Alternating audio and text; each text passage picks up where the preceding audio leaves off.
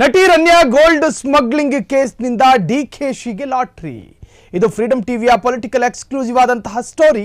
4 ಸಚಿವರು ಹಾಗೂ 2 ಶಾಸಕರಿಂದ ಡಿಕೆ ಪಾದಕ್ಕೆ ಉಧೋ ಉಧೋ.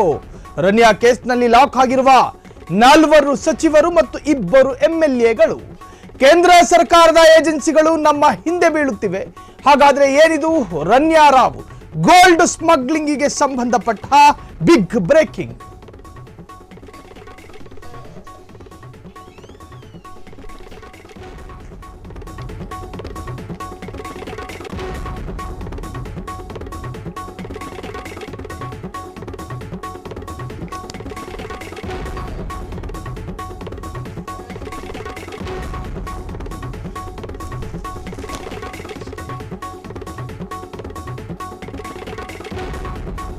ಇದು ರನ್ಯಾ ರಾವ್ ಗೋಲ್ಡ್ ಸ್ಮಗ್ಲಿಂಗ್ ಪ್ರಕರಣಕ್ಕೆ ಸಂಬಂಧಪಟ್ಟ ಹಾಗೆ ದಿನದಿಂದ ದಿನಕ್ಕೆ ಹೊಸ ರೀತಿಯ ತಿರುವನ್ನು ಪಡೆದುಕೊಳ್ತಾ ಇದೆ. ರನ್ಯಾ ರಾವ್ ಗೋಲ್ಡ್ ಸ್ಮಗ್ಲಿಂಗ್ ಕೇಸ್ನಿಂದ ಡಿಕೆಶಿಗೆ ಲಾಟರಿ.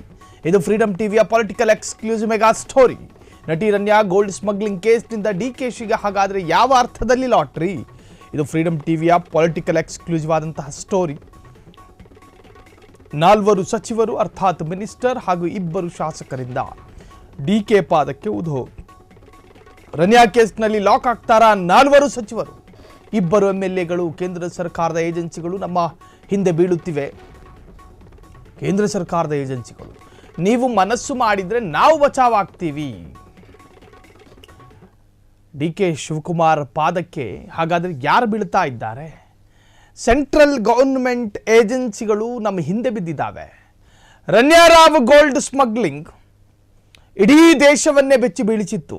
ಮೊನ್ನೆ ಅಂದರೆ ಇತ್ತೀಚೆಗೆ ಕೆಂಪೇಗೌಡ ವಿಮಾನ ನಿಲ್ದಾಣದಲ್ಲಿ ರನ್ಯಾ ರಾವ್ ವಿದೇಶಕ್ಕೆ ಹೋಗೋದಕ್ಕೋ ಅಥವಾ ವಿದೇಶದಿಂದ ಬರ್ತಾ ಇದ್ದಿದ್ದು, ಒಟ್ಟಾರೆ ಅಲ್ಲಿ ಇಲಾಖೆಯ ಕೈಗೆ ಸಿಕ್ಕಿ ಬೀಳ್ತಾಳೆ. ಅಣ್ಣ ಬಿಟ್ಬಿಡು ಅಂದ ಸೀನಿಯರ್ ಮಿನಿಸ್ಟರ್, ನೀನೇ ಕಾಪಾಡಬೇಕು. ಸಿಎಂ ಗಾದಿ ರೇಸ್ನಿಂದ ಔಟ್ ಆಗ್ತೀನಿ, ಈ ಕೇಸ್ನಿಂದ ನನ್ನ ಬಚಾವ್ ಮಾಡು. ಡಿಕೆ ಶಿವಕುಮಾರ್ ಬುಡಕ್ಕೆ ಬಂದು ಬಿತ್ತು. 50 ವರ್ಷದಿಂದ ರಾಜಕಾರಣದಲ್ಲಿ ಮಾನ ಕಾಪಾಡಿಕೊಂಡಿದ್ದೇನೆ. ರನ್ಯಾ ರಾವ್ ಗೋಲ್ಡ್ ಸ್ಮಗ್ಲಿಂಗ್ ಪ್ರಕರಣ ಇದು 70 ದಾಟಿದ ನಂತರ ಲಾಕ್ ಆಗಿಬಿಟ್ಟಿದ್ದೇನೆ. ಇದೆಂತಹ ಅವಸ್ಥೆ. ನನಗೂ ಸಿಎಂ ಆಗಬೇಕೆಂದು ಆಸೆ ಇತ್ತು, ಆದ್ರೆ ಏನು ಮಾಡೋದು, ಹಣೆಯಲ್ಲಿ ಬರೆದಿಲ್ಲ. ನನಗೆ ಸಿಎಂ ಆಗಬೇಕು ಅನ್ನೋ ಹಂಬಲ ಬಹಳಷ್ಟಿತ್ತು. ಯಾವನೋ ಗುರೂಜಿ ಹೇಳ್ದ ಅಂತ ದಾರಿ ತಪ್ಪಿಬಿಟ್ಟೆ. ಕಾಪಾಡ್ಬಿಡು ಈ ಹೊತ್ತಲ್ಲಿ ಅಂದ. ಬೆಂಗಳೂರು ಬಾಂಬೆಯಲ್ಲಿ ಹಾದಿ ತಪ್ಪಿಬಿಟ್ಟೆ. ಅಣ್ಣ ಬಿಟ್ಬಿಡು ಅಂದ ಸೀನಿಯರ್ ಮಿನಿಸ್ಟರ್. ನಿಮಗೆ ಈಗಲೇ ಸಣ್ಣ ಹಿಂಟ್ ಸಿಕ್ಕಿರ್ಬೋದು. ಸಿಎಂ ಗಾದಿ ರೇಸ್ನಿಂದ ಔಟ್ ಆಗ್ತೀನಿ. ಇವರು ಸಿಎಂ ಆಕಾಂಕ್ಷಿಗಳ ಪೈಕಿ ಅಗ್ರಗಣ್ಯ ಆಕಾಂಕ್ಷಿ. ಈ ಪ್ರಕರಣದಿಂದ ನನ್ನನ್ನು ಬಚಾವ್ ಮಾಡಬೇಡಿ ಅಂಗಲಾಚಿ ಬೇಡ್ಕೊಂಡಿದ್ದಾರೆ ಡಿಕೆ ಶಿವಕುಮಾರ್ ಸಾಹೇಬ್ರೆ. 70 ವರ್ಷ ಸಕ್ರಿಯ ರಾಜಕಾರಣದಲ್ಲಿದ್ದೀನಿ, ಎಲ್ಲೂ ನನ್ನ ವಿರುದ್ಧ ಒಂದು ಸಣ್ಣ ಕಪ್ಪು ಚುಕ್ಕೆ ಇಲ್ಲ. ಆ ಗುರೂಜಿ ಮಾತು ಕೇಳ್ಕೊಂಡು ತಗಲಾಕೊಂಡಿದ್ದೀನಿ. ನನ್ನನ್ನು ಹೆಂಗಾದ್ರೂ ಪಾರು ಮಾಡು. ಇದು ಸಾಧ್ಯ ಇರೋದು ಯಾರಿಗೆ? ರಾಜ್ಯದ ಉಪಮುಖ್ಯಮಂತ್ರಿ ಡಿಕೆ ಶಿವಕುಮಾರ್ ಅವರ ಪಾದಕ್ಕೆ ಬಿದ್ದು ಅಂಗರಾಚಿ ಬೇಡ್ಕೋತಿದ್ದಾರಂತೆ. ಹಾಗಾದ್ರೆ ಯಾರು ಆ ಸೀನಿಯರ್ ಮಿನಿಸ್ಟರ್? ಡಿಕೆ ಶಿವಕುಮಾರ್ ಅವರ ಸಹಾಯ ಕೇಳಿದ್ಯಾಕೆ? ಮತ್ತೊಬ್ಬ ಬೆಂಗಳೂರು ಸಚಿವನಿಂದಲೂ ಡಿಕೆ ಭೇಟಿಯಾಗಿದೆ. ಮತ್ತೊಬ್ಬ ಬೆಂಗಳೂರು ಸಚಿವ ರನ್ಯಾ ರಾವ್ ಕೇಸ್ ಬಳಿಕ 2-3 ಸಾರಿ ಭೇಟಿಯಾಗಿದ್ದಾರೆ.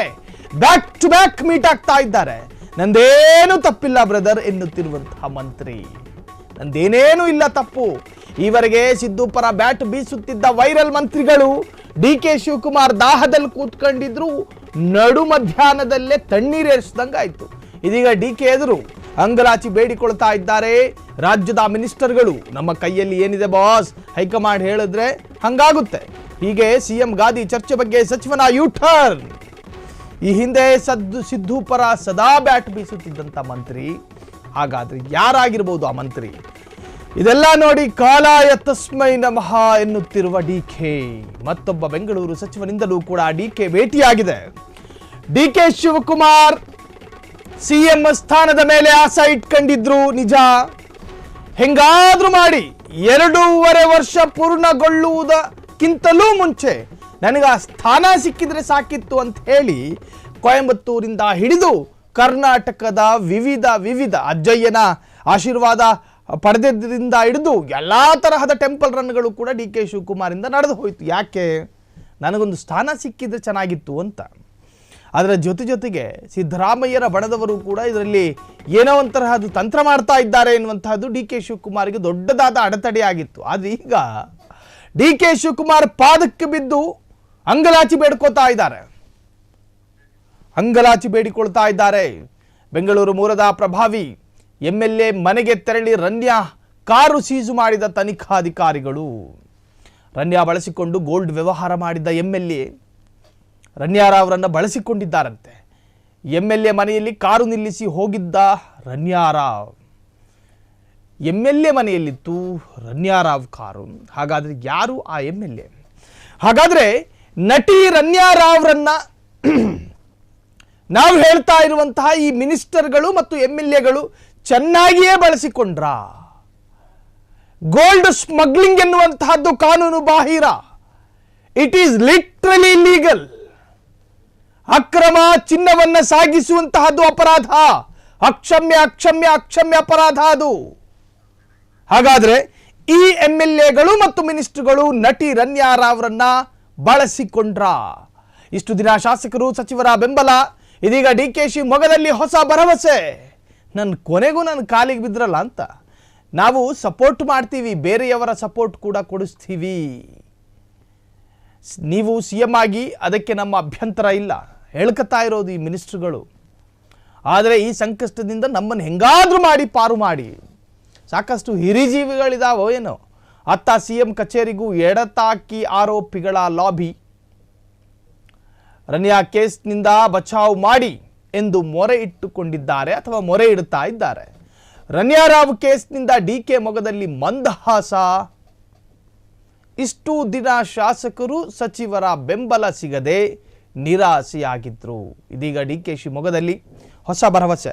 ಸಿದ್ದರಾಮಯ್ಯರ ಬಣದಲ್ಲಿ ಸಾಕಷ್ಟು ಸಚಿವರು, ಸಾಕಷ್ಟು MLAಗಳು ಇದೇ DK ಶಿವಕುಮಾರ್ ವಿರುದ್ಧ ತಿರುಗಿ ಬಿದ್ದಿದ್ರು.